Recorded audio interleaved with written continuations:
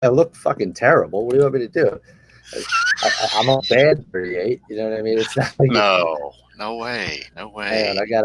I'm refreshing here because, all right, here we go. For some reason, every time I launch, it's a private, set it to public my wall. And we're live, ladies and gentlemen. Here I am again. I'm getting tired of and I don't care. I don't give a shit. You're going to watch and you're going to enjoy it. Struggling with Sozio, episode 42. It is an epic one because I have joined with me today the King of Kings, Chad Henry. What's going on, buddy? Oh, not too much. Episode 42, very interesting. It's my daughter's basketball number. I'll take that as a good omen. Yeah, I was thinking, you were going to have some sort of significance with that. I was like, somehow, some way, 42 is going to apply here, and I'm glad. I'm fucking glad. You're one of my oldest friends from the pro wrestling business, but turned into a life friend, which I greatly appreciate. You've been there for me in a lot of different ways, in the business, outside the business, just as somebody for me to vent to, bitch to, and I like to believe I've been a nice sounding board for you as well. That is correct, and glad to be there, man. Yeah, man. I've made many, many good friends in wrestling that we'll talk about here today, and you're certainly one of them. And I've looked forward to doing this. You've had a lot of illustrious people on here, and I'm glad to try to join that list. Yeah, and it's actually embarrassing that it took 42 to like you should have been one, I guess, in theory, but 42 is just as good. I guess we'll deal with it. Well, you build to the main event, right? yes, and that's something obviously we could jump right into that. Let's just try to cover a little bit of your experience in the pro wrestling business, maybe a little bit about how you got in, some of the first things you did, and then we'll get to some of the later things you did. Right on. So, I mean, I started out like a lot of people. It's become much more apparent to me that a lot of people are kind of afraid to admit this, which makes no sense to me. Like, I'm sure you get this shit where like people don't want to say they were a fan, and I'm kind of like, right. it's just stupid. Like, yes, you were. Like, what Yeah. you got into this because you wanted to wear spandex and grab other dudes' asses? Like, no, you were a fan. And right. I started out as a fan. I lived in North Carolina when I was younger. Shout out to my North Carolina people. And when I was in third grade in the morning, Mid-Atlantic Wrestling came on the first hour. And then the second hour was ICW, International Championship Wrestling, Angelo Poffo's kind of bandit operation at the time, like going against the grain of the NWA. So for 2 hours in a row, I got to see Ric Flair and then Randy Macho Man Savage before anybody knew who Randy Savage was. Wow. And I'm a 7-year-old kid, like, holy fucking shit, these guys are awesome. Like, what is this? Yeah, So, like, that's kind of where the drug got started. And that was your first taste. Right, and it's never stopped. Now, just a quick interlude, like, yes, is that something I always wanted to do? Yeah, absolutely I did. And I think, if you ask my friends from my hometown, they would be nodding, like, to the point of breaking their necks right now. Like, yes, like, yeah. Like, and we would have lots of wrestling matches after evenings at taverns where we were overserved and whatnot. But as far as ever actually doing it, I didn't have the chance to do that because I had a lot of people know me. You, of course, know, but I had stage 4 cancer when I was in high school, went through some really rough shit with that. Fortunate enough to still be here. Very thankful for that. But it took a lot out of me, of course, physically. And I wasn't the athlete that I was before. That kind of what stopped my football career. And then the same thing would have applied for wrestling. Where I've always been proud of myself is I was able to be self-aware with that and say, look, there are enough people wrestling that belong nowhere near a fucking wrestling ring. Don't be one of those people. Like, right.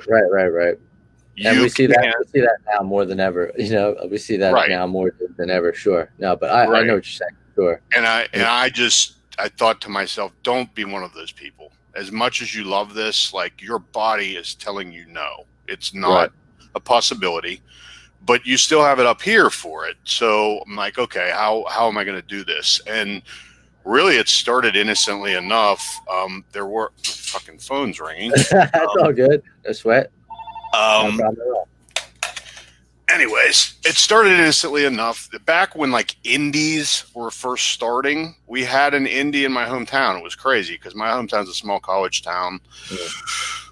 We had an indie that ran, around my hometown and surrounding communities. It was called the APWF, Allied Powers Wrestling Federation. Right. Stupid fucking name, but my friends and I, a group that I hung out with in later college and when I was in grad school, we were all wrestling dorks, and we called ourselves the Honor Society. That was our stable name. Shout out to the Honor Society. We used to tell people that we were A+ and you were F crap minus. That was kind of our deal. It sounds like a Mean Street Posse type stable. Yeah. Back then, anyway. I mean, we were dorks, but we had fun. Right. So we would go to these APWF shows, and they were a blast. They were mostly, local yokel guys that nobody had heard of, and they were just trying to get started out and make a name for themselves. They would bring in some guys, like they brought in, this is kind of, ECW was still going on. They brought in Tracy Smothers for a show, and we were like, holy fuck, Tracy Smothers is awesome. Like, he was a heel, and we just marked out for him the whole time, and he loved it. Like, he kept shooting us glances, and so we just started out in the crowd, and then one of my buddies ended up being the ring announcer, and that kind of transformed into they had a message board on their website, and I would talk a lot of shit, like in character, right? Sure. So the promoter's stepson, who was 18 years old, his name was Robert Hornack. He wrestled as the Dice Man, and I mean, what a fucking great kid. One of the best kids I've ever met in my life, and really passionate about wrestling. And you could see, like, he had it, man. He had charisma, like, was passionate, was like 18 years old. He was already good in the ring. Sure.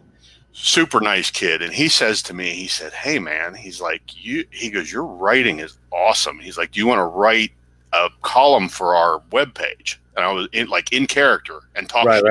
Yeah. That's right up your alley.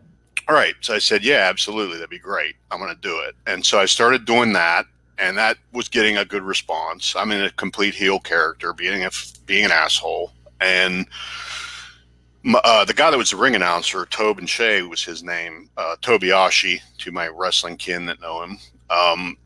He and I we would constantly go back and forth with angles, whether it was in the indie that we were part of, fantasy booking, WWE, WCW, whatever. I guess it was WWF then. And then so at one point the promoter says to us, hey, are you guys interested in maybe doing the booking and the storylines? And we're like, fucking, we'll start tomorrow. And we got in on that.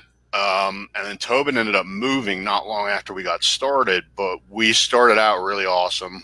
The first show we ran, like, everything was like perfect, and everybody seemed to be pretty pleased. So I probably was in that capacity for that promotion for, I don't know, a year and a half, maybe.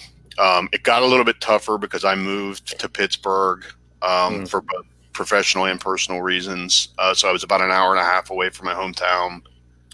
And I mostly had really good experiences there, but there are always, and you can relate to this, there are people that, for whatever reason, they're bitter and they're turds and like, oh my God, this guy's good at what he does, I better shit on him. Oh, so there were people that were in the promoter's ear that I kind of felt like were going against me once I had moved. And it just got to the point where it wasn't fun anymore. And I wasn't doing it for money. They weren't paying me anything. I was just doing it because it was fun and I was involved in wrestling. So finally I was like, fuck it. But before all that started, so the writing continued with the web column, and Robert Hornack says to me, and what I'll go as an aside here, Robert tragically drowned that, like, the summer that he was kind of just really taken off. Really, really sad, because like I said, I mean, what a good-hearted kid that, like, really loved, like, everything good about wrestling, Robert. But he says to me, he says, hey, he's like, can you talk shit the way you write? And I'm like, you don't know me very well, do you? I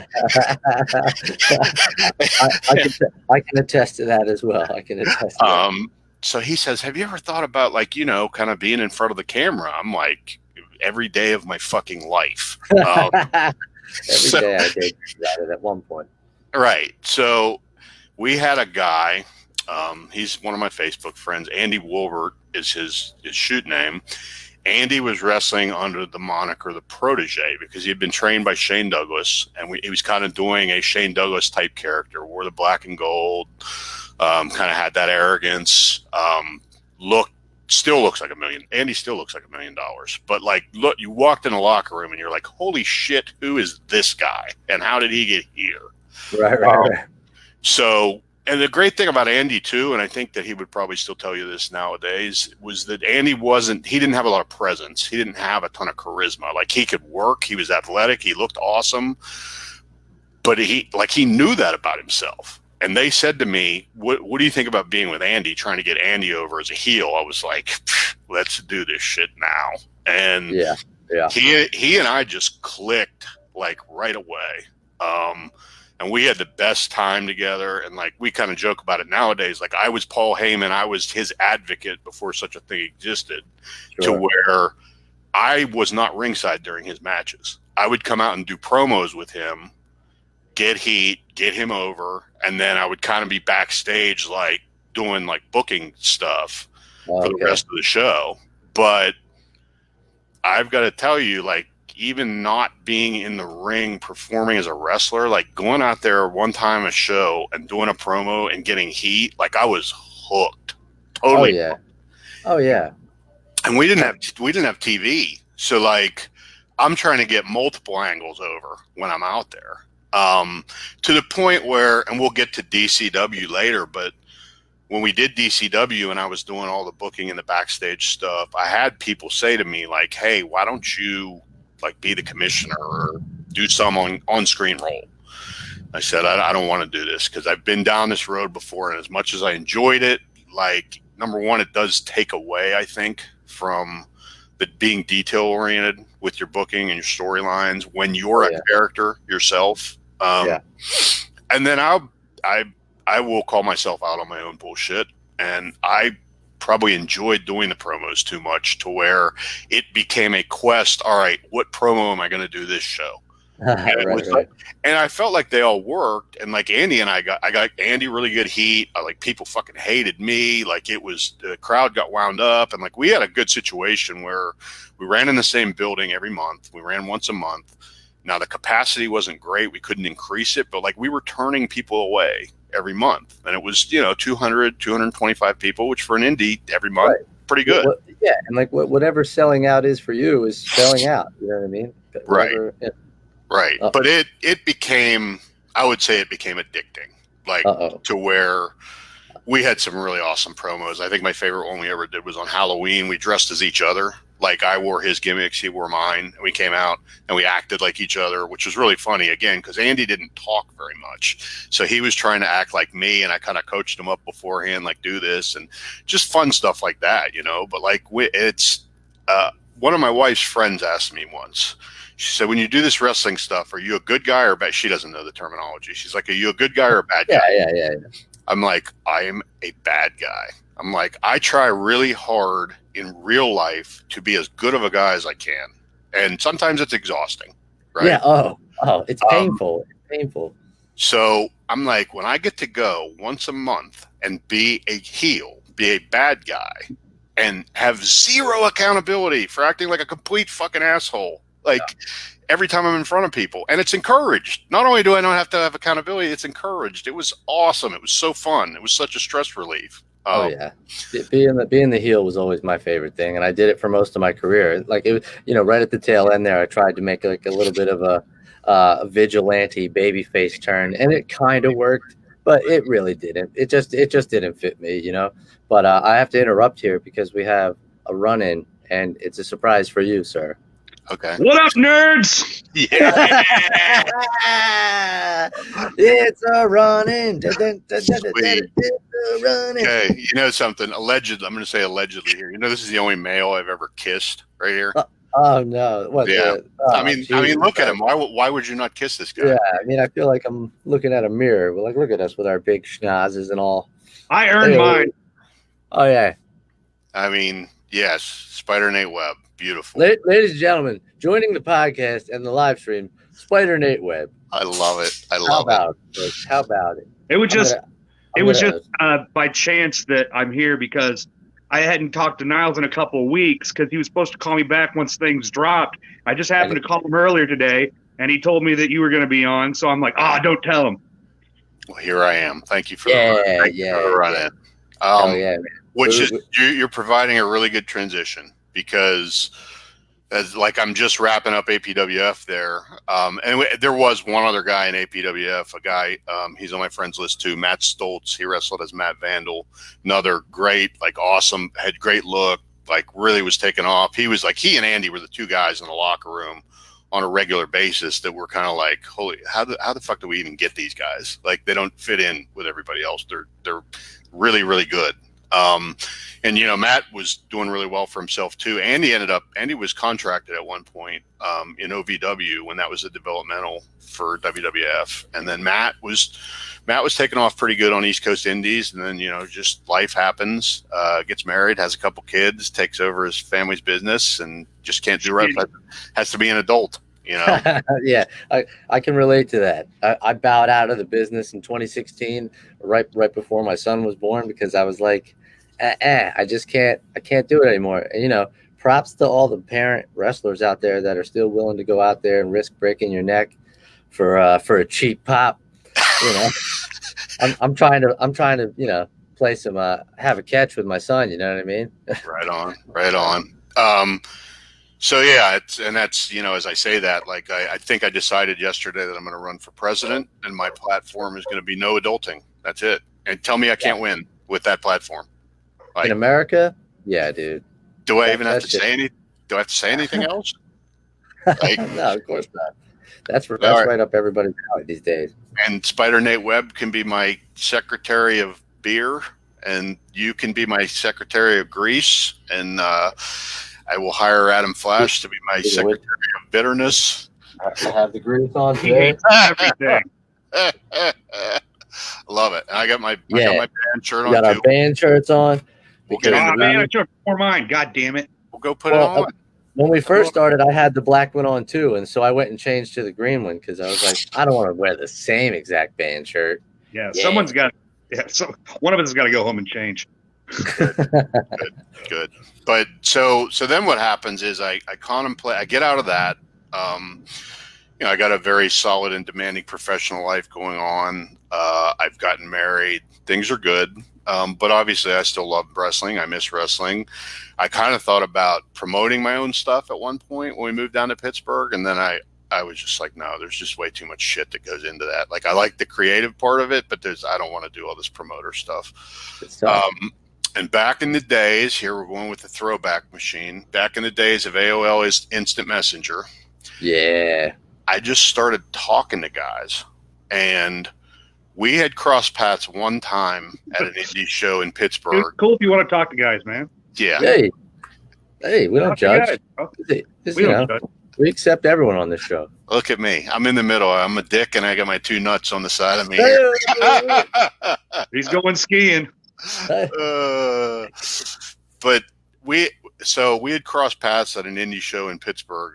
It's now IWC. It used to be Steel City Wrestling. Adam Flash, right? We crossed paths once there, kind of, hey, how you doing? BS, shoot the shit, whatever. He and I start talking. He's a football fan. I'm a wrestling fan. We're the same age. Even though he acts like he's 800 years older than me, which is already hard. He is a grandfather. He is. Oh, shit. We got right everywhere. Surprises for Chad all around. Everywhere. I'm out here drinking cider. Look who the lovely ladies I'm with right now. Very nice. Very nice. I mean, she just upgraded the real estate value. And we got the little guy as well. We have beautiful women, cute kids, and a bunch of ugly dudes. Yep. Bunch of little fuckers. Anywho, earmuffs, Nico. No, he's all good. He can't hear it. Only I can. I can. Oh, very good. Because it's about to get ugly, probably. But so Flash and I become friends, and he had just started wrestling for CZW at the time. I maybe had one or two shows. And so I'm supposed to come out for Cage of Death 3 at the arena at the end of 2001. I can't make that show. for whatever. I think it was something with work. I couldn't make that show. So the first CZW show that I come to is Answering the Challenge. Oh yeah, and I that was Billy, right? Billy showed up to work. Right. Chris, This is a great. So me and Flash and Danny Rose are staying.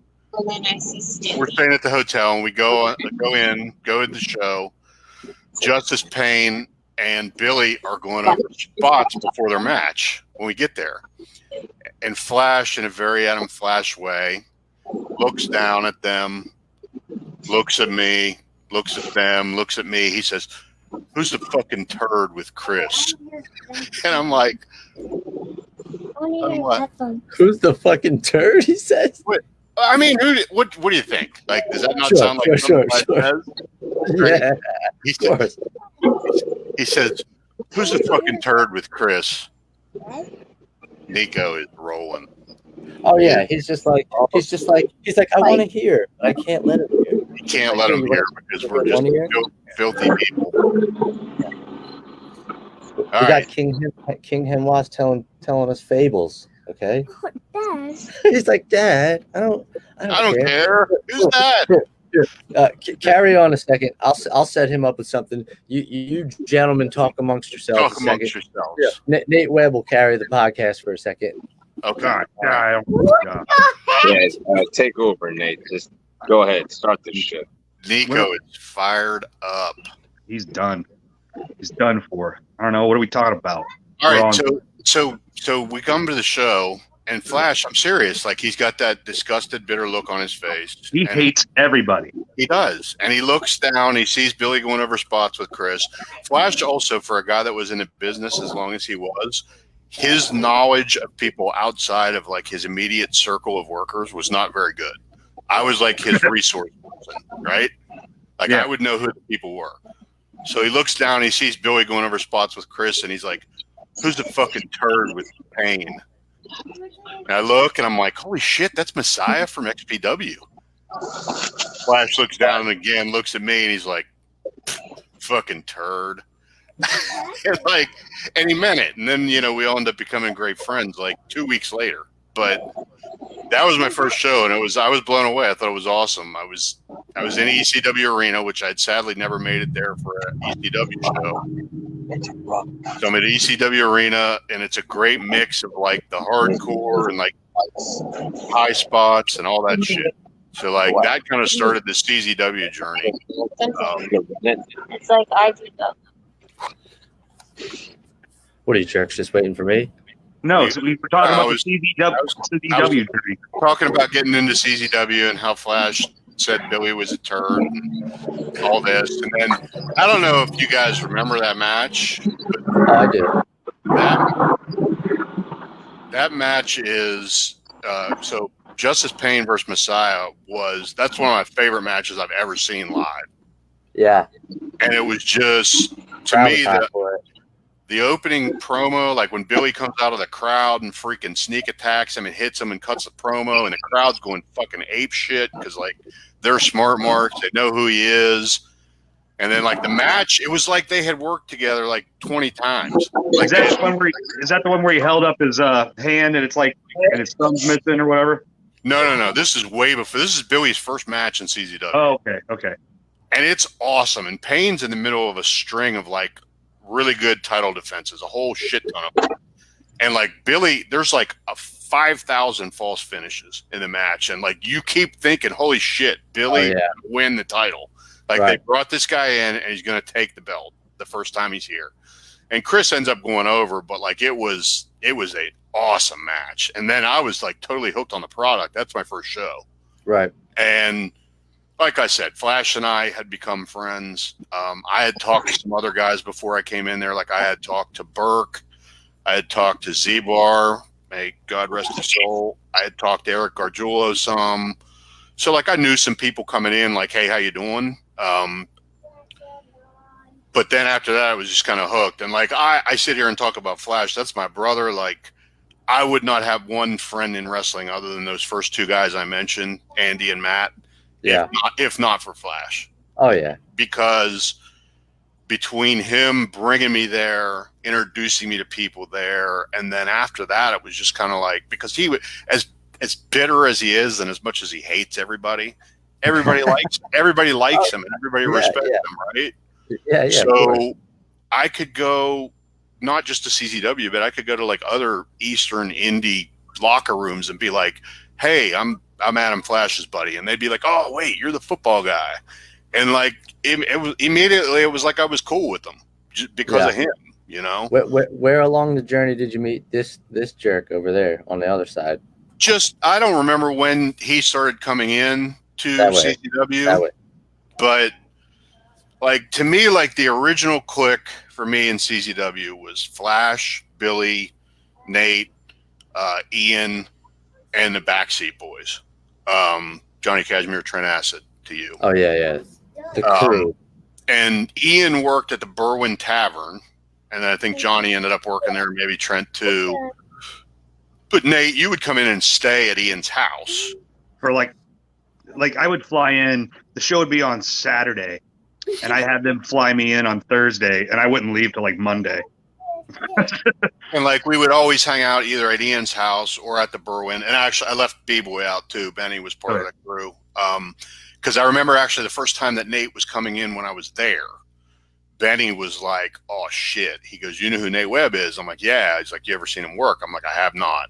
He's like, "You're going to fucking love it." He's like, "This dude has charisma out the wazoo." Like Benny really put you over, Nate. And then, like, obviously the next day, I mean, And it was a big letdown once you met me. What a fucking letdown. Incorrect. Erroneous, to quote Vince Vaughn. Erroneous. But yeah, that's kind of how it started. And then just kind of built up more friends from there, like Joker, Black G's.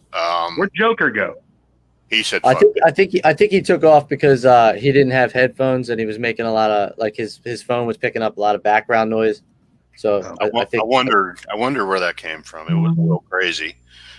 But, and then like Chris Cash, may God rest his soul, he's another guy that I became friends with because Chris loved football. And when I would show up at the shows, like, I felt like he was a kid on Christmas morning, like coming to talk to me about football. Oh, yeah. Yeah. And then I would talk to him about wrestling just because we all remember how enthusiastic and passionate Chris was about wrestling. There could be 10 people in the crowd and his energy was insane. So like, I loved talking to him about wrestling. So it just, you know, the times that I had there were so much fun, and they were also really educational because I never wrestled, but I'm hanging out with all you guys that do, right? Right. And I'm hearing you talk about your matches, and I'm observing the matches, and then it got to the point where Zandig, like, he was always awesome to me too. Like, I got to put over John. Like, he treated me like I belonged. He treated me like I was one of the locker room. I used frequent flyer points to get. Here's a little insider story. How'd DJ treat you?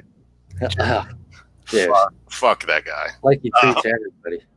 I think that's a whole nother podcast in itself. We're trying to be positive today, right? Yeah, okay. We'll try to be. It's okay. We can leave that for the end. But so the famous promo after all the shit happened with Billy getting his thumb cut off and all that shit. Mm-hmm. The promo where he comes back and like cuts the crazy ass, you know, the whole locker room's out, everybody's going crazy. Yeah. He wasn't going to be able to come to that show. I wasn't there, which still kills me. He wasn't going to be able to come to that show. And then they didn't have money to get him there. And so not trying to put myself over, just telling the story. Sure. I used frequent flyer miles to get him to the show. So he could do that. That's awesome. The reason I'm saying that is because the next show that I came back for, Flash comes up to me with $500. $500. Yeah. He gives me $500. And I'm like, what the fuck is this? Yeah. He's like, this is from the boss. I'm like, what? Yeah. And so I take the money and I go to John. I'm like, John, what the fuck is this for? And he said, you know, he's like, hey man, he goes, you got Billy here. He goes, you saw that fucking promo. That was awesome. Like, yeah, because none of that shit happened without you. And I'm like, John, I used frequent flyer miles. It cost me like $20. He goes, keep the fucking money. right? Yeah. I was like, okay, all right, or whatever. Sure. I'm sure that was an awkward moment, but no, and that's why I did put, like, I've jokingly, but not really, put in the description to this chat we're doing, or this feed, that you had an impact on the evolution of wrestling in South Philly and the tri-state area. I'm not even fucking kidding. Like, your ability to help support in the ways that you were had a great effect on the influence that those groups and those wrestlers had on everyone, and subsequently the business, in my opinion. But Well, it's the butterfly effect, man. You flapped your wings, and now here we are. I appreciate that, man. It's very kind of you to say. I know, like, I am forever thankful for that time, because I was telling Ian Knox once.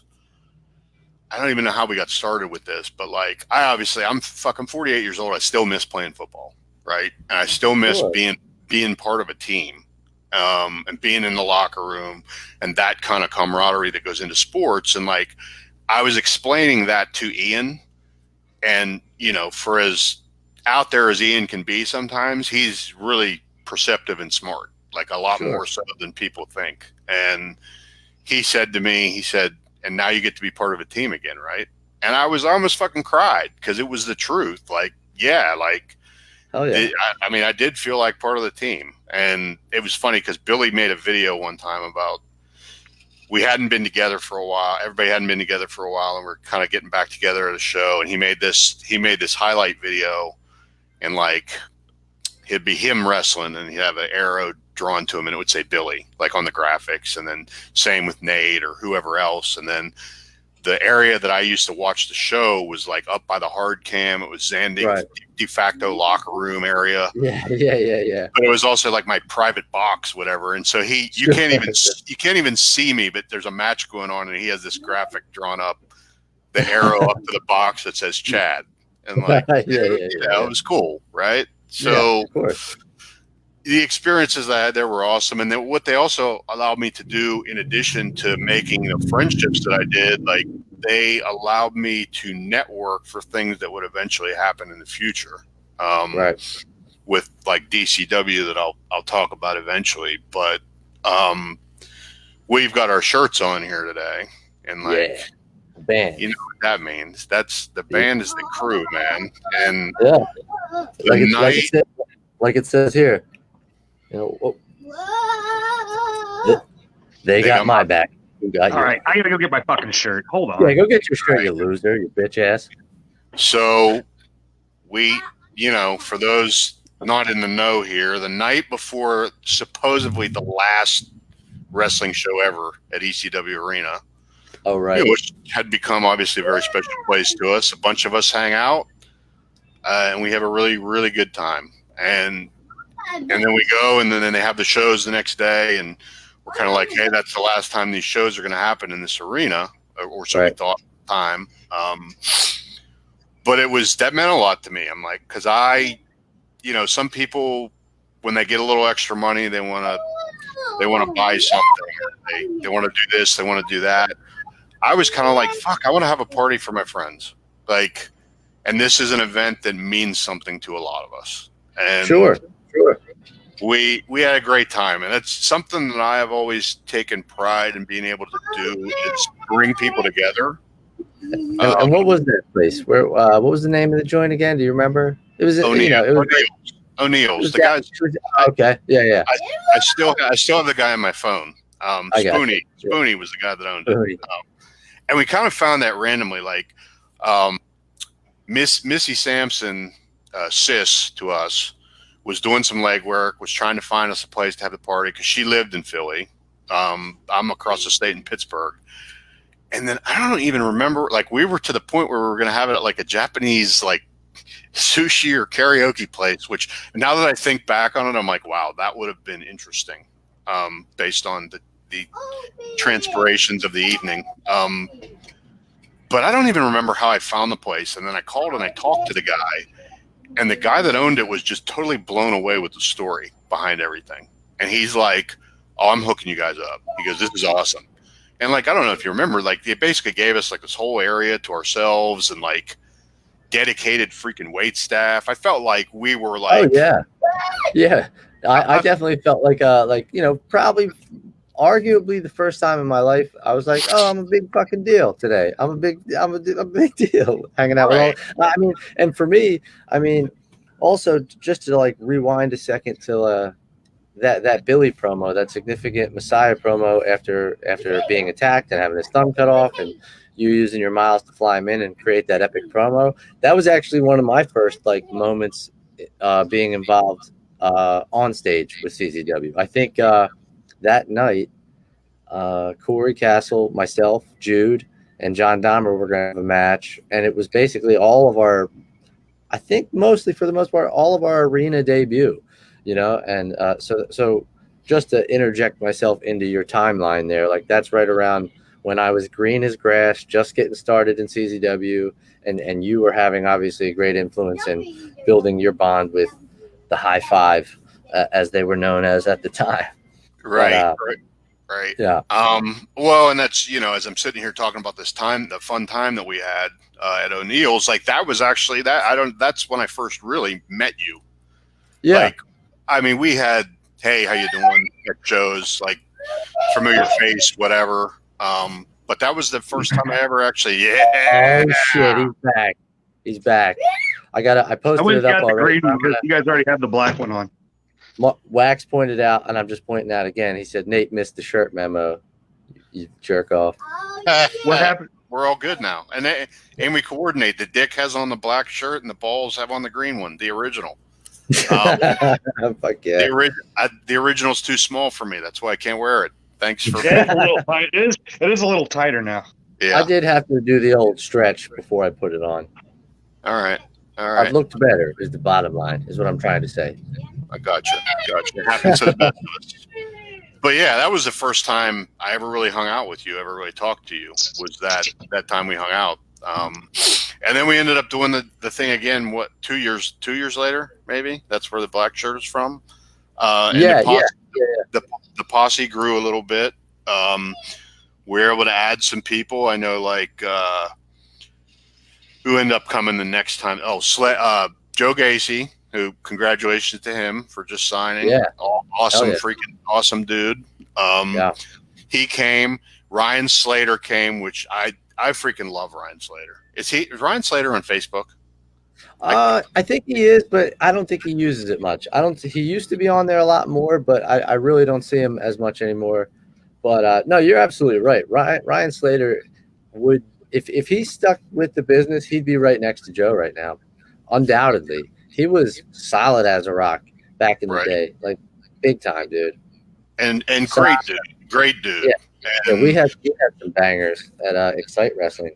Yeah, good time. And so we expand the posse with those guys. We have, and then what was also really cool was Chris Cash's parents came to the second one. GQ, who was Chris's really good friend and like in-ring nemesis, like he comes, so like it's great. So not only the second time do we still have a great time, but the group gets bigger. And then you had the guys that were there for both of them, and then like here's what's cool too. I got to talk for a minute about Homicide. Homicide's awesome. Who's D? What did he ever do? Right. So everybody that knows him knows this, but I got to tell a couple stories about D. So he's, D's always been cool, starts hanging out with us. He and I start to get cool. And I vividly remember that there was a group of about 10 to 12 of us hanging out at, I think the restaurant was called the Brick House in Willow Grove, right next to the hotel. Oh, yeah. Yeah. I met you guys there once. You were there, and it was not long before a DCW show, which maybe I'll transition into that after this, whatever. It's a company that I was booking for that had not been going very long. And again, through all these friendships that I've made, I'm able to bring together a pretty interesting correlation of talent for these shows. And we had a great crew coming from the Philly area. And everybody's talking about the show, and D looks at me, D Homicide, to you people that don't know. He looks at me and he says, "What's up, bro? You can't book me? This is fucking Homicide. This guy's been the Ring of Honor world champ. He's been the TNA X division, the TNA tag team champ. He's been to Japan and Mexico and all over the place and does whatever the fuck he wants to do. Oh yeah. And he says, "Oh, you can't book me." And I said, "D, I can't afford you. Like we're running in the middle of a cornfield in the middle of freaking nowhere. Like I got no money." And he looks at me dead serious. And I won't quote the price because I don't want the guy to ever get looked at. Right. He looks at me dead serious and says, "It's you, bro. I work for X amount of dollars and a case of beer." That's what he says. Yep. And I think he's fucking with me, right? And I'm like, D, don't fuck around, man. He goes, "Bro, I'm serious." He goes, "It's you. This and a case of beer." And I'm like, "You're serious?" He says, "Yeah." So I call the promoter immediately. I'm like, "You know who fucking Homicide is? He's coming to our next fucking show." Right. And I bared witness to said payment at said show. Well, and so I find out, I do my research. I find out like what's D like. D likes Sapporo, Japanese beer. So I go buy him a case of Sapporo and I bring it. And here's the great thing about Homicide. I give him the beer and he's humbled by the fact that I give him the beer. He thought I was just going to give him the measly ass payday he quoted me. Yeah, right. He's like, "Wow, you actually did it?" Right. He's like, and Nate can do the voice better than me, but he's like, "Fuck, bro, you got the beer?" Like, Nate, throw me one there. Come on. I read every time he texts me, I read it in his voice. Okay, all right. Like what I was doing last year, I was on a show for Evolve for some goddamn reason. And I'm out in the parking lot because I'm surprised, and then he texts me about his 25th anniversary show or whatever for GCW last year in Brooklyn. And I can't even remember. The text is like, "Yo, bro, ever since I came out to the Midwest, you always been my guy. So, it's like when, you come in and be on my show, bro, because it means a lot, because we always pals, man. We tight." And I'm like, and it was a text message, and that's exactly how I read it. But that's what I get. That's what I get. I get, "Fuck, you got me the beer, bro?" I'm like, "Yes, that's what you asked for." That's what you asked for. And I mean, you'd have thought that in addition to giving him the shitty ass payday that I gave him, you'd have thought I bought him a fucking Maserati or something. Like, I mean, but that's the guy. And I said, all right. I said, "Hey, D, I would like you to do me a favor while you're here if you can." I said, "I got this guy that's my heavyweight champion." I said, "He's doing a really good job for me. He's a great guy. I like him a lot." I said, "I've put him in a match against you." I was like, "This is going to be like his like holy shit wow moment thus far in his career." Yeah. I'm like, I don't expect you to job to the guy. I'm like, can you make him look good? We'll do a disqualification finish. Da da da da. Not only does he do all of this shit, he sits with the guy for an hour in the locker room and just talks to him like, and it's the guy that I'm talking about is Shane Taylor, who's going on to have a pretty good career in Ring of Honor, and he's a total freaking badass. And that was kind of the fun part about booking Shane in DCW was he had only ever really been a heel. He'd been a mean, bad, street tough heel that beats people up. Yeah. And I said I was in a four-way with him one time. He's got a nice stiff clothesline. He had a nice big old arm there. Right. And I say to him, I said, "Shane, I'm going to tell you something, and it's going to be strange." I said, "I would like you to come in and be my heavyweight champion." And he says, "Well, what's strange about that?" I was like, "I want you to be a babyface." And he looked at me, and for a minute I thought he might clothesline me. And then I said, "No, listen, like you're a badass." I'm like, "But you got a great smile." I'm like, "And you kick the shit out of people." I'm like, "People like that." I'm like, "People are going to love you." And kudos to him for going against the grain and trying something new and saying, "All right, hey, I'll try that." And it's not like he was coming to work for freaking New Japan, but he was awesome about it and it worked and it was great. But like the point was, I put him over to D. I said, "D, can you do this for me?" And he couldn't have been better about it. And we used to send baby faces out. Like we would have multiple intermissions because we were filming like TV episodes. Right. And D went out and signed autographs and took pictures, and he was out there for like 45 minutes. Like the line was out the freaking door, and like the DJ, who I don't know if you remember the original DJ for DCW, but me and the promoter both hated him. The promoter was a police officer, and he once came over to me when the DJ was driving me crazy. And Brian, who I'll also talk about in a minute because he's awesome, Brian looks at me and he goes, "You want me to shoot this fucker?"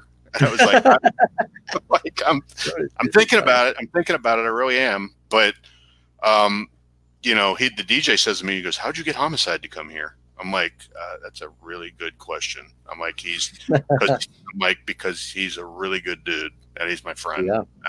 And that's why he's here. And I was happy too. Like the 25th anniversary show, 5150, that Nate's talking about, that GCW did last summer up in Brooklyn, was fucking awesome. And I was really happy and honored that I got to go and see that.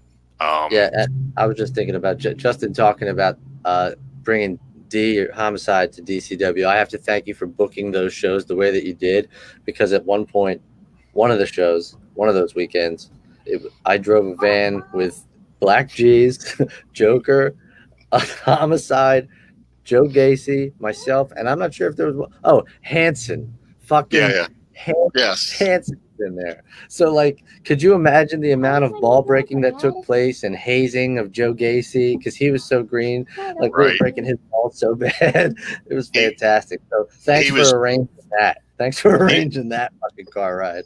Gacy was Flash's like 14th tag team partner in GCW. He had a different tag team partner every show because we kept trying to do a concept team, and then his partners all kept bailing on him. That's not entirely true. Like Slater was pretty good. He just had to miss the one show. So I was like, fuck it, we'll bring Gacy. And like Joe was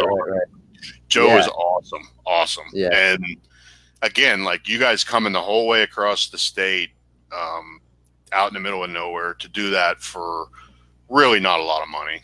I tried to get what I could for everybody. But like, it was, to me, that meant a lot to me because that was a testament to all our friendship, and we had fun. We really did. Like the promotion started a guy named Brian Hogue, who was a mutual friend of, we go way back with a connection here, Andy Wolbert, the former protege guy that I talked about, that I was his advocate. Brian was a mutual friend of both of ours, and Andy contacted me and said, "Hey, I got a guy that wants to promote wrestling. What he really is a TV guy. He likes to do TV shows. He really wants to do wrestling." He's like, I told him, like, "You're the dude. Like, you got to get in touch with my buddy Chad." He's like, he knows guys, he knows how to book things. Like, just get in touch with him. So Brian calls me, and Brian is freaking awesome. I don't know that there is or will never be another wrestling promoter like him. And I say that because Brian knew that he didn't know about certain things. Mm-hmm. He was a wrestling fan. He's a lifelong wrestling fan. He loved doing the TV shows. He knew about wrestling from a fan's perspective. He loved being the promoter, like promoting the shows, and doing all the responsibilities there, but he didn't try to do the stuff that he didn't know about or that he necessarily wasn't going to be good at. And he sure as shit didn't try to get himself involved in the action or put a freaking belt on himself or do any of the bullshit that half of these idiots running shows do. Right. Oh yeah. And I would say he definitely, like, you guys ran a tight ship, man. And like, you know, I'd like to pat you guys on the back for that, because not only was the booking solid, I mean, even when we had to juggle things based on people not being able to make it or whatever, we tightened it up. Or you guys catered every time. Like, that's good luck finding that on most indies. You know what I mean? Even just taking care of the locker room, making sure everybody's paid. You guys worried about. If I walk into a locker room and I see like a couple of cases of water, I'm like, yeah, I'm fucking free water, hell yeah. Yeah, well, and so like that was the thing. Like when Brian called me, okay, I start getting excited because I haven't done anything wrestling related for a while other than hang out with my friends. I start getting very excited, and then I said to him, I said, "All right, I just have a couple conditions." I said, "And I'll gladly do this." I was like, number one, do not force talent on me, right? Because that's what happened to me with when I talked about booking for APWF. which turned into kind of a spin-off at one point, also called Heroes of Wrestling, not to be confused with the horrible pay-per-view, and Drunk Jake Roberts and all that stuff. But there was a promotion, and both of those promotions, I had a ton of talent forced upon me.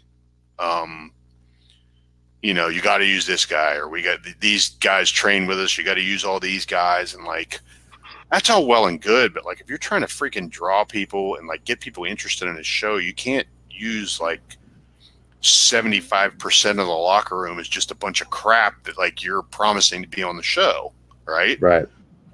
And so I said, don't force talent on me. That's one. Two, you let me do the creative element. Okay. If you're not happy with what I'm doing, tell me to go fuck myself. We'll part ways. Right. But don't interject with, like, if I'm writing a book, don't interject with the writing of the book. Let me write the book. Right. If you read the book and you tell me the book sucks, then get rid of me. And Brian, again, we will never find another guy like Brian, because he gave me the keys to the car, and I will forever be thankful about that. And it was one of the funnest, most rewarding experiences I ever had in my life because of that. He said, all right, he's like, the locker room's yours. The creative is all yours. And it was, I mean, shit, we had like a staff quote of like 5 people. Like, I was responsible for music and all kind of other shit, but it was fun. It was fun. And like, I looked forward to it. And that's kind of where it started with, I looked at it as like building a sports team. Okay. I want to put people together that not only have talent, and it amazes me that more people involved in wrestling don't think this way. I want to put people together that not only have talent and that can put on a great product, but I want to get together like people that are awesome people. Like, I don't want to people that you like.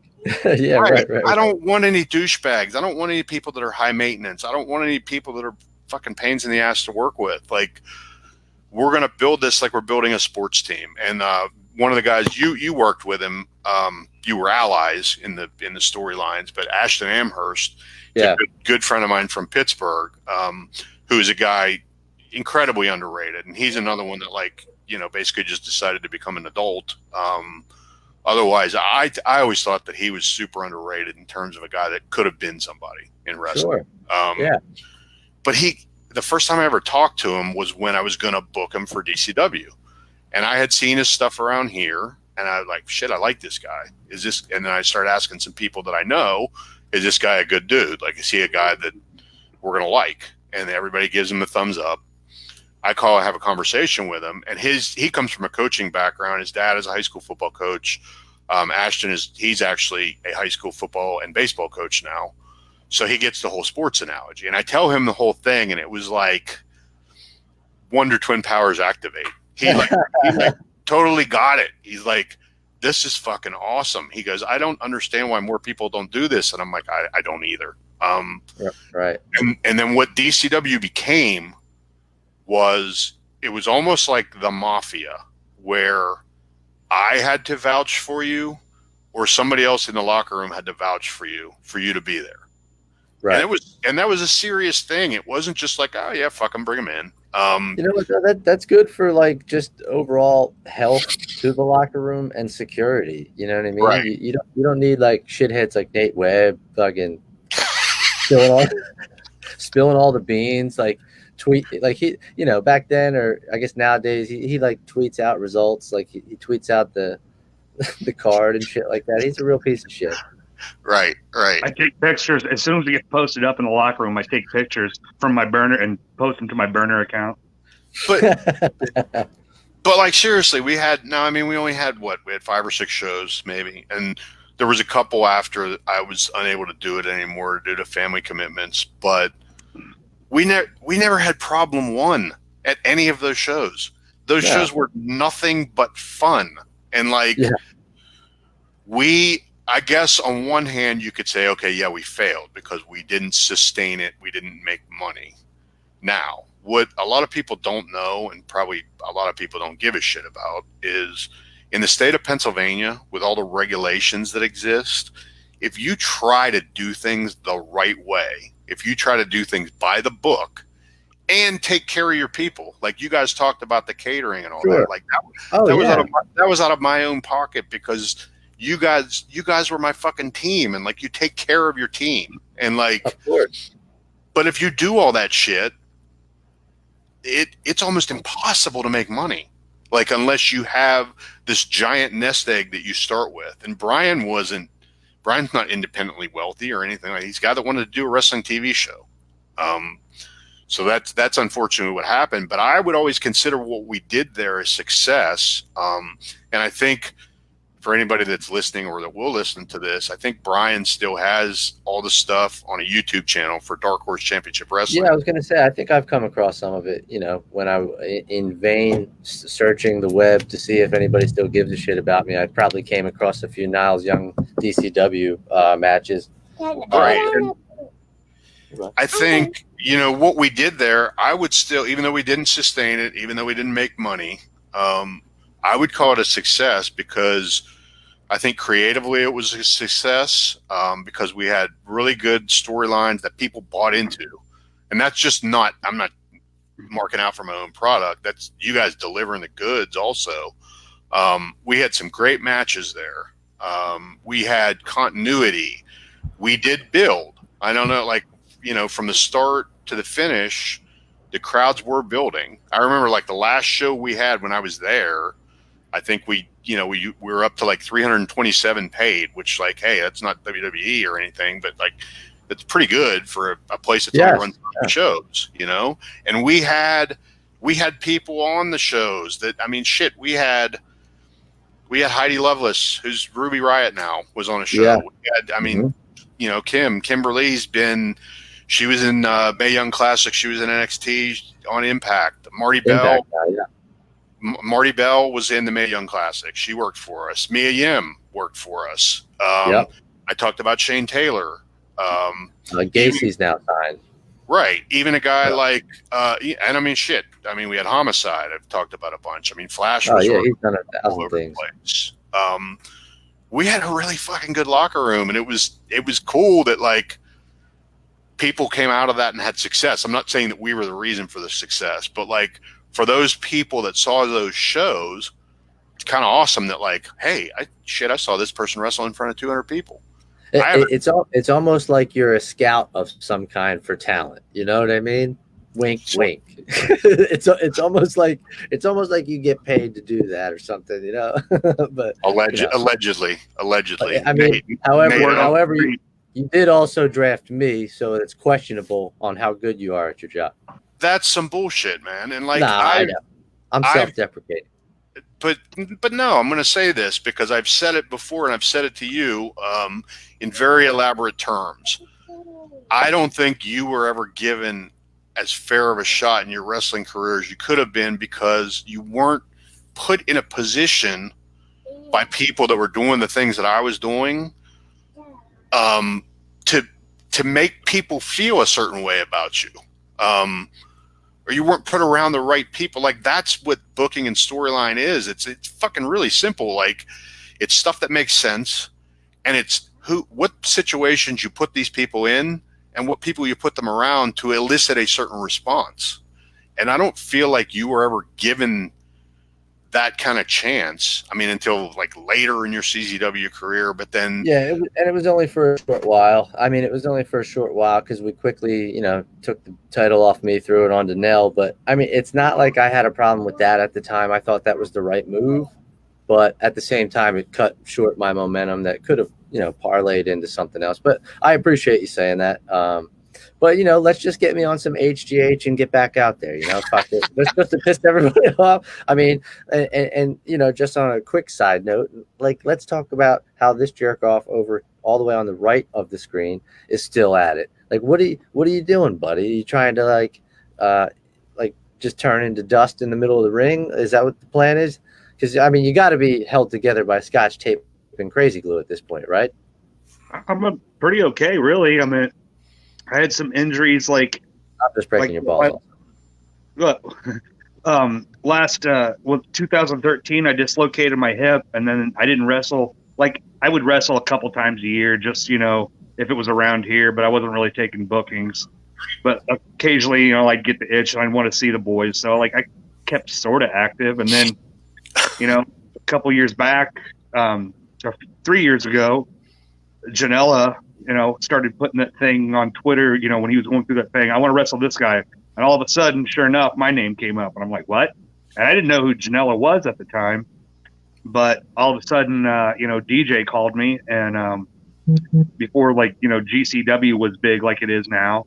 Sure. And I went ahead and I said, fuck it, I'll do that. And I went, and that was my last time at CZW, and I had a good time. And then, the next year, I wrestled a couple times, here and there. And then the next year, which was 2.5 years ago in New Orleans, at Mania weekend, fucking Joey, hit me up and said, hey, you want to come do my spring break? And then Brett hit me up because he was wanting to book me for a GCW show in Chicago like the month after. But I'm like, I took a vacation from work because I haven't taken vacations, but everyone else does, every other month.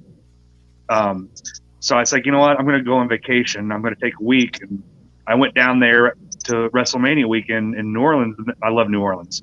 So that was my vacation. And they're like, everyone, you do a move, take a move out because there's so many people in this cluster. Oh, yeah.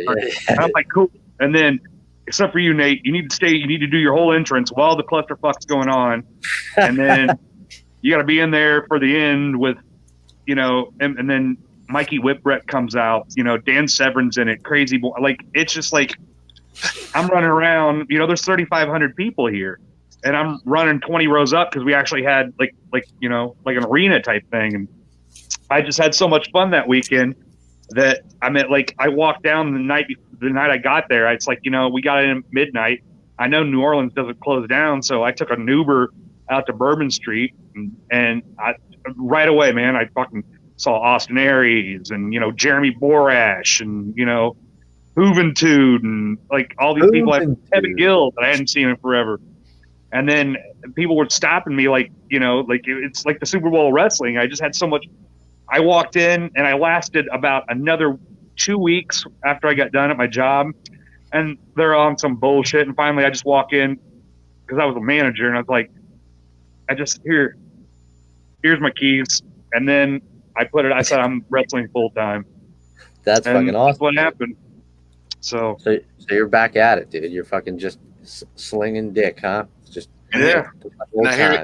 Here's the other thing that's great about this guy. And I mean, yeah, you guys are my friends, but I'm not going to sit here and blow you compliments that aren't real. I mean, anybody knows me that knows I'm genuine. Here's the thing that's great about Nate. Nate doesn't give fuck number one about winning a match, winning a title, where he is on the card. He doesn't give a shit. Nate wants to make the guy that he's working with look awesome. He wants to have fun, and he wants to fucking entertain people. This guy is one of the... Wait, this guy? Definitely not this one. This guy, he's one of the best entertainers that's ever lived in wrestling. I will go to my grave saying it. And anybody that's watching this that doesn't watch wrestling, go YouTube some Nate Webb. YouTube the entrance, because it's every bit as iconic as the Sandman's. And then just be entertained, and that won't even do him justice because you got to see him live. But that's what the guy cares about. He cares about having fun. And how many guys can say that? How many guys can say that they've performed their entrance music and then also come out to their entrance music performed by said band? Hell yeah. How many? I mean, sure, yeah. If you have millions of dollars, they do it at Mania sometimes. Motorhead plays, whatever. But we're talking indies, folks. Not everybody can say they've done that, and that there is a fucking milestone. Teenage Dirtbag by Wheatus was performed in New York City live by Wheatus, and that my wrestling or my music-oriented friends are probably marking out right now. But they played the man. They played the man live. I'm fucked up backwards. They played the man live to the ring, to his entrance. Their song that's his entrance music. And he set it up. He got it done. He got it taken care of. Like that. Well, I try. I don't That's clout, baby. So hey, so go back. We're going back to GCW and talking about my vision for you right away was I was like, this guy's in my top heel group. This guy is my television champion. And here's why. Because I think back to that Mid-Atlantic wrestling that I watched when I was a young kid. And Tully Blanchard was the TV champion. And I fucking hated Tully Blanchard. And he wrestled every week. And I say I hated him. I hated him as a fan that hated the heel that he was. Sure. As I got older, I appreciated what he was. Because he was the dick that wrestled every week and defended the TV title every week, and I couldn't wait to see this asshole lose. And like that right away, I'm like, oh, we're on TV. My TV champion is this greasy asshole. Like it's getting done, right? And the thing with you kind of also get remembered for like being with certain guys in the ring or doing programs or whatever. And you know, Joker that was on here, Joker and Chris Cash. I mean, any wrestling fan that followed CZW, like they're peanut butter and jelly for people, because of that ladder match that they did at Cage of Death 5, which it wasn't even supposed to happen. Like it was supposed to be a tag team match, and then these guys find out freaking 20 minutes before the match, hey, you guys are by yourself, and figure it out, and they go fucking murder it. I mean, aside from the main event, that's my favorite Cage of Death ever, Cage of Death 5. Oh yeah, mine too. But like aside from the main event, that's the match where it's like the holy shit match on the show. So the point is, you always think about that. You think about Tully Blanchard and Dusty Rhodes. I'll throw this in there for my man. We talked about Hanson, the fastest 3 count in the East. The Freebirds and the Von Erichs. Like there's certain people that you just always picture together. And I know that it wasn't mainstream and not a lot of people know about it, but I had watched Chris LaRusso wrestle around Pittsburgh for a while. And he started inquiring about working for us, and I didn't know him. And kind of the same deal. I go through my vouch system. I go, Ref Potter and BC Steele, Ben Steele, whatever. I go through those guys. I'm like, hey, is this guy a dude? Is he cool? Yeah, Chris is great. And he's used to working a heel. He's used to being a heel. And I see in him, I'm like, no shit, we're gonna do like the Karate Kid character because his last name is LaRusso, right? We're gonna do this Karate Kid, like total baby, like plucky baby face. And he and I start talking, and we talk about it. It worked out tremendously. Yeah, I'm pretty sure that's where I met him too when we started working together there. I don't think I met him prior. Yeah. Right, and that was just I go back to, I think like for us, and I said this to you guys, you're gonna be my Dean Malenko and Eddie Guerrero, like that program that they had in ECW that was so awesome. Like that's what you guys are gonna be. So let's just go do it. And hey guys, yeah, I don't mean to cut you off, but my battery's gonna die. Oh yeah, all right, yeah. If you got to run, what's up? I'm not on fancy computers like you guys. I'm on my work laptop, working from home, bitch. Hey, do you want to quickly plug a few things? The upcoming things. Do you have a minute to do that? What plug? Oh yeah, there's. You're like, oh, what? Oh. And I mean, and you and I will definitely have a solo cast as well where we talk all about that. But I mean, if you want to just plug it real quick, for sure. Oh, the Collective in Indianapolis, coming October 9th, 10th, and 11th. 3 days, 4 shows each day, so 12 shows total. You got, of course, Spring Break. You got For the Culture. We got Josh Barnett's Bloodsport. Effie's Big Gay Brunch. We got Black Label Pro. We got AIW. We got Freelance and Freelance Underground. We got Paradigm.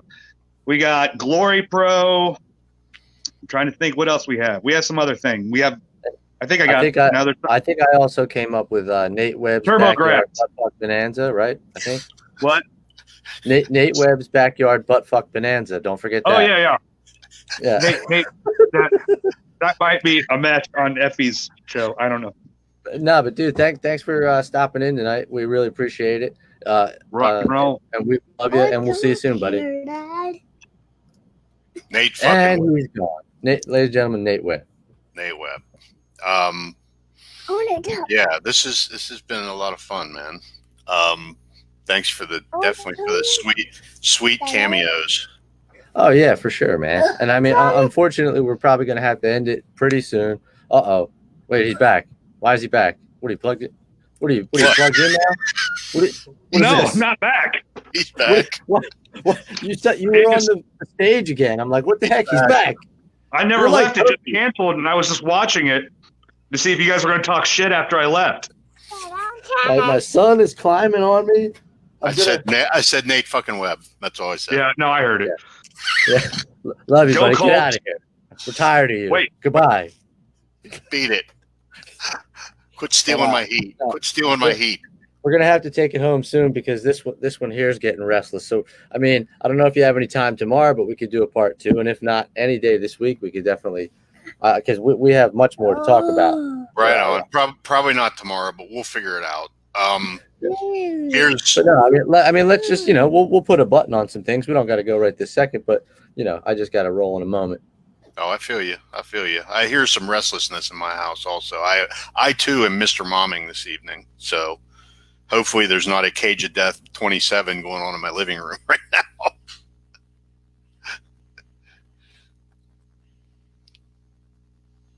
To get up here. He wants it. Okay. He's like, I have to be this.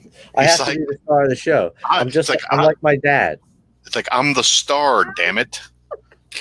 He's like, I'm like my daddy. And hey, you know what you mentioned? I felt bad because I had not brought him up previously. You mentioned G's. You mentioned Black G's working in GCW also. He was freaking awesome too, and like he and I had been cool. And then I felt like through that experience, he and I got even cooler. And it was a deal too where he was another one. He was working babyface. I mean, this is a guy that like incites riots. He usually as a heel. Right? Oh yeah, terribly. Yeah, he's definitely gotten several fans to swing on him. Several. Right. And I say, listen, I said you've been on at that point. He had been on TNA, so like he's recognizable. And I said, listen, you got to be a babyface. I also was a little concerned. Brian was a police officer. I didn't want any riots started. I wanted good heat. I didn't want G's riot starting heat, but yeah, right. He was, and there is video footage of him dancing with babies after he and Homicide won the tag team titles. But he was another great member of the locker room. And as we're talking GCW again, or DCW again, Dark Horse Championship Wrestling, I guess maybe we can kind of finish it up with this, that a lot of things that I'm proud of there. Here's some other stuff that I'm proud of. At that point in time, okay, yes, you had your Shimmers, which Shimmer has been great for women's wrestling. Some sister promotions, whatever, that were really starting to push women's wrestling. And I'm really bad with dates, so I don't even remember exactly when DCW was date-wise. But I will say this, we were as early of a promotion as you would see, having women with prominent angles and featured in either semi-main or main event matches on promotions that were male dominated. For sure. For sure. And I mean, we had a great crew, and another person I had to put over because she totally saved us. Sassy Steffi, who was our champion for a majority of the time there. And Missy Sampson did a great job too. Gave us a lot of good work. But Sassy wasn't even booked for the TV pilot. Somebody else was booked. And I won't shit on this person because they have a good reputation, but I was a little miffed. The person canceled like 4 hours before the show started. Yeah, that's bullshit. And like the entire female division was built around this person. Right. So I'm like, fuck, what am I going to do? Yeah. And it just clicked in my head because I had always liked Sassy. I didn't know her, but I always had value for her work as a heel. I always thought she was a really good heel. That's what I needed for the spot. Oh yeah. I called her 3 hours before the show started, and thankfully she lived close enough to where, and I mean, it was like bang bang. She's like, "Yeah, that sounds awesome. I'll be there." and she was the star of the show. I thought on the first show, totally saved our ass. Yeah, she was always loaded with charisma for sure. But I'll never forget that, to where like she came in and did what she did, and like she didn't try to hijack me for any more money. Right. She was just happy to come in, and like she did a great job. And like she was another cornerstone of that women's division that I was really proud of. And I remember cutting a promo after there was a 6-woman match. It was really good. It was Kim, Heidi Lovelace, and Steffi against Mia Yim, Marty Bell, and Angela Lane. Oh, yeah. The winning team would then face off in a triangle match for the women's title. But that 6-woman match was freaking awesome. It's one of my favorite things that I ever did in DCW. And I remember doing the promo afterwards and just like putting them over to the crowd and being like, listen, watching WWE do all the freaking lingerie matches and freaking minute-and-a-half women matches and just stupid shit that they do, like it's insulting. Oh, for sure. And these ladies just did what they did.